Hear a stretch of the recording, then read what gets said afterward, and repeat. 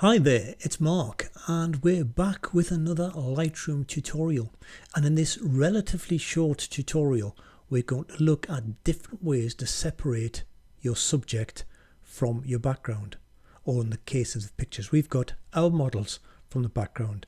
I call this one 3 degrees of separation because we're looking at 3 different methods, but they don't have to be used exclusively. We will also combine them. So all of these pictures are available on my website, and the link to download them is down below in the doobly-doo. So if you want to take a minute out when I play the titles, you can go and collect those and play along at the same time. First up, we'll have Anna, where we'll be separating Anna by editing the foreground separately from the background to get this changed effect. Then we'll be looking at Ella, who was good enough to be tied up to that scaffold, and we'll be separating Ella using blur, so we'll get from clarity to blur in the background.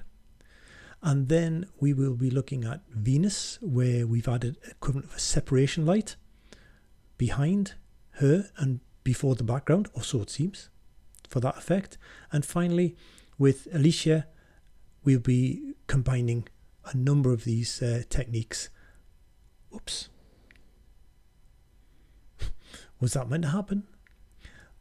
That was a 4-part, but also opportune, because that links to something else I want to tell you about, which is a whole set of free presets which we'll be using in this tutorial too. So I'm not going to edit that out. It's live. We're professionals. We soldier on. Anyway, Alicia, there you go, before and after. 3 degrees of separation. Hope you enjoy them. I think it's going to be fun making it. It's not going to be that long, so get a coffee, get a tea, I'll play the credits, get a beer. I think I might have one at the end. And yeah, download them, play along. I'll see you very shortly.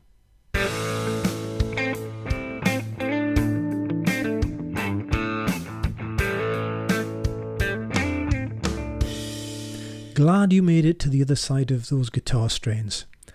And here we are in sunny Lightroom. We've got Anna, Ella, Venus and Alicia to work with today. We're going to start with Anna. The 3 degrees of separation we're doing is editing the foreground and background differently. That's one. Using blur. That's the second one.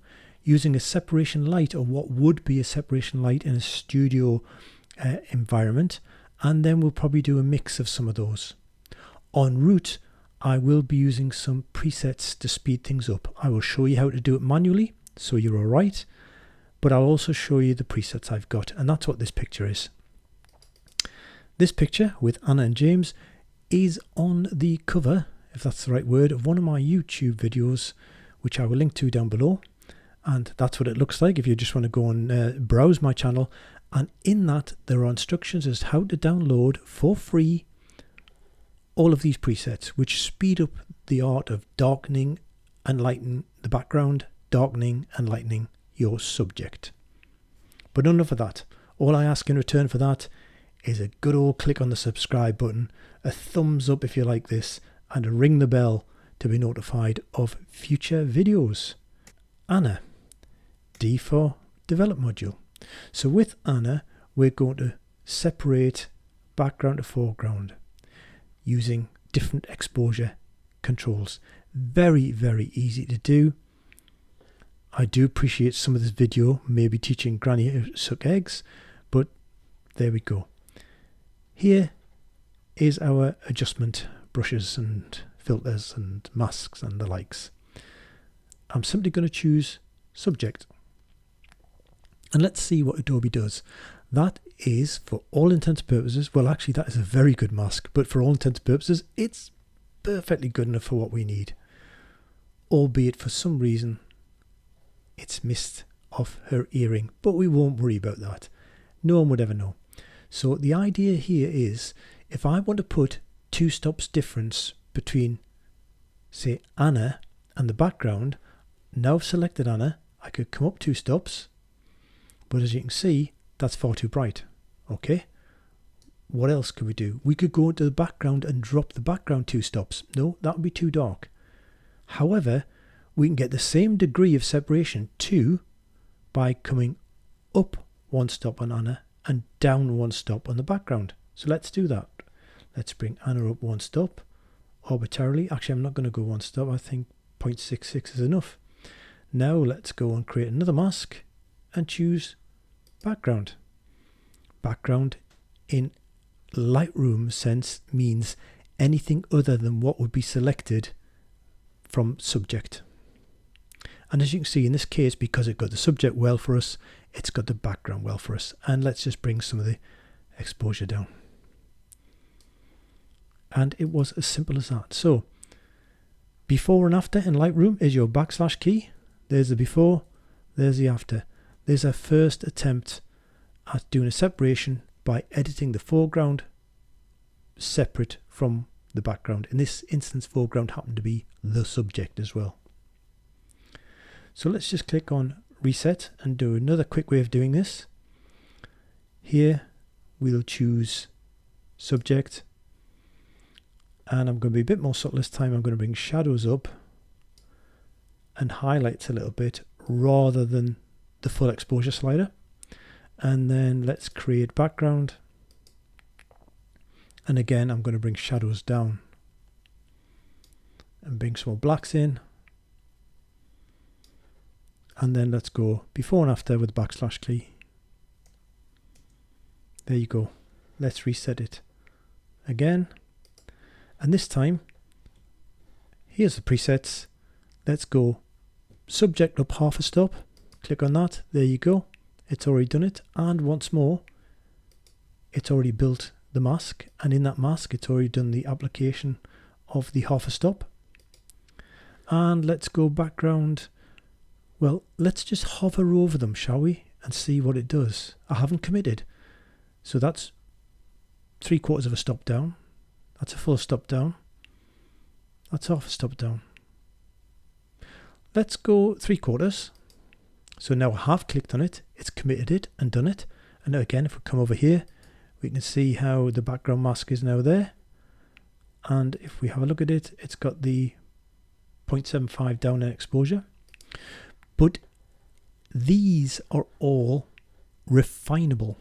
You can come up to the slider above, and albeit we picked 0.75, negative 0.75 in the background, I can actually increase that more with this slider or roll it off a little bit. So you've got full control over how these are applied. So that's foreground and background separation using different levels of exposure control. Next, we've got Ella. Now, Ella was good enough to allow us to tie her up like a marionette for the day. Well, not for the day. It was only for about 20 minutes or so. Then we were tied to a pub for a cup of coffee and a beer. But I think there's not enough blur here to make Ella separate from the background in this instance. So what did I shoot this on? I was at f4.5, possibly should have shot around about f2.8. I did have the f2.8 lens on, so I could have done that. Anyhow, we're going to blur the background. Over here, we've got a feature, I was going to say new feature, it's not that new now, but it's newish with Lightroom. And it adds lens blur and bokeh. I've mentioned it in other videos. I don't think I've got a dedicated video on it, so possibly that's one for the future. But for now, let's just let Adobe do its thing. Let's click apply. Now it goes away and analyzes the picture, which you can see it's saying at the bottom there. And it tries to work out what's in the background, what isn't in the background, how should it do that split. And by and large, it gets it right. And I think it's got it right here. I will do another video on it actually to show how to actually refine this tool. But for now, let's just change the blur amount a little bit more.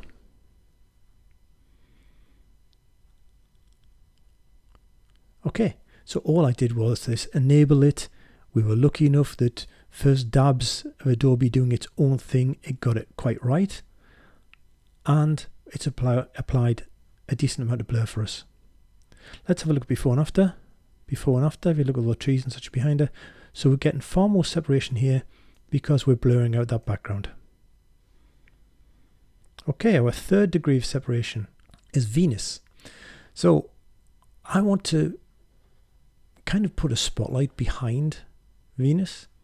So the way we will do that is to come up to our various masking tools and choose a radial gradient, which I will paste around about there, I think, as a starting point. We want it quite feathered, so you don't want it to look like a complete circle. Feathering is good for this sort of effect, in fact full feather. And I want to increase the exposure, but it's exposed Venus as well, so let's cut her out by, on our mask, choosing subtract and subtract what? Well, let's see if subject works to just identify her. We're subtracting the subject. Switch my overlay on and off. Yes, you can see how it's clearly done that. Now, when I slide my exposure either down or up, it acts as a separation light, a ring light behind her. Let's bring the shadows up a little bit more as well. And before and after, we're adding that separation to Venus using effectively what is mimicking a light behind her. And if that was a little bit too strong for you, say in the arm here and a little bit there, you can always do more subtraction. Let's subtract with a brush. Let's bring the flow and density down a little bit, and we could actually just come in here and take some of that out. Before and after, there you go. Finally, Alicia wearing one of my t-shirts.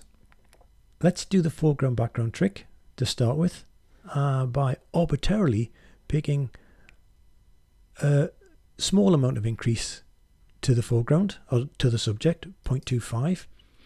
The reason I've chose a small amount is because I can always adjust it up here, but because it's already built the mask for me, I can come and do anything else I want in here.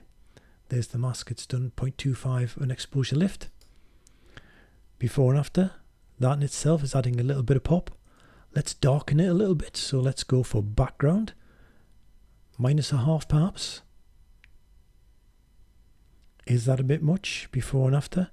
Well, yes, it does seem a bit much. However, I'm also going to put a little bit of brightness around her, so the background I'm darkening is all of this, but not necessarily where she is. So let's go into putting a radial filter on, a radial gradient, sorry.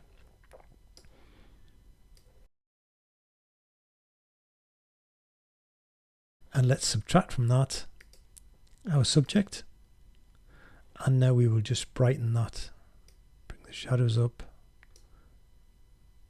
bit of exposure up. So I've got 3 layers now. I've kind of put foreground and background separation with exposure, and then I've put this separation light in, and what's that look like before and after? That's alright, I rather like that. Let's make the rest of it a bit more blurred. Why not? Let's throw all 3 in. So let's click on apply on lens blur, and again, I'm not going to go into the fine detail of it. We're just going to let Adobe do its thing. We're going to trust it for once. I'll have to do another video on it at some point, and I kind of like that actually, without having to go in and change much. So let's just go before and after. So there you have it, 3 degrees of separation. How easy was that? I hope you liked the video. I hope you clicked on subscribe. I hope you clicked on like. I hope you leave a comment. I hope you like my pictures. I hope you like editing them yourself. It's fun to play along, and it's one of the most effective ways to actually learn, in my opinion. Oh, and I hope you watch the other video, which although I've put the link downstairs, I will link up to on screen right now.